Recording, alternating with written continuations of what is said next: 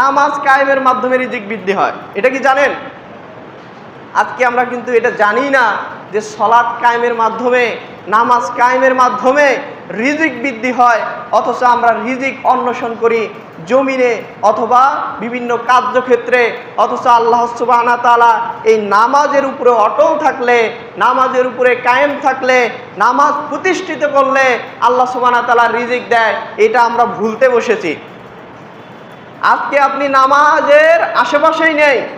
আজকে পবিত্র একটা দিন, এই পবিত্র দিন এত স্পেশাল একটি দিন, এই দিনের গুরুত্ব, এই দিনের মাহাত্ম্য, এই দিনের ফজিলত আজকে আমরা মুসলিম সমাজ ভুলতে বসেছি।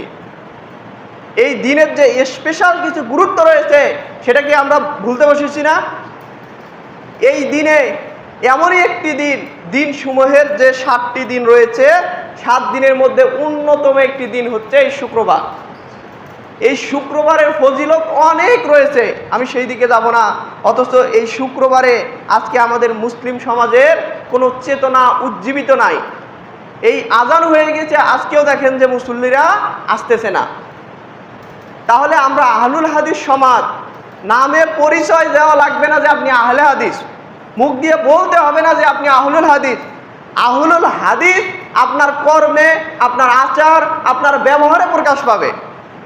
আহলুল হাদিস মসজিদে আজানের আগে মসজিদ কানায় কানায় পরিপূর্ণ হবে, এটাই হচ্ছে আহলুল হাদিসের অন্যতম আরেকটি বৈশিষ্ট্য। শুক্রবারের দিন তারা প্রিপারেশন নেবে, সকাল থেকে তারা প্রিপারেশন নেবে, সুন্দর জামা পরিধান করবে, উত্তমভাবে মেসওয়াক করবে, পরিপাটি হয়ে সুন্দর হয়ে সেই মহান রব্বুল আলামিন তার ঘরে আসবে তার সালাত আদায় করার জন্য। আজকে দেখুন যে আমাদের দামি দামি পোশাকগুলো আমরা সুকেসে সাজিয়ে রাখি বিভিন্ন অনুষ্ঠানে যাওয়ার জন্য, বিভিন্ন বিয়ে শাদিতে যাওয়ার জন্য, এর কাছে যাওয়ার জন্য, ওর কাছে যাওয়ার জন্য। কিন্তু যিনি আপনাকে সৃষ্টি করেছেন সেই স্রষ্টা, তার দরবারে আসেন আপনি মলিন জামা পরে, আটো সাটো জামা পরে, অপরিষ্কার জামা পরে, অথচ আপনার ছোট ছোট ভালো ভালো জামাগুলো আপনি তুলে রেখেছেন। তাহলে এটা কি আল্লাহকে ভালোবাসা হলো? এটা আল্লাহকে ভালোবাসা?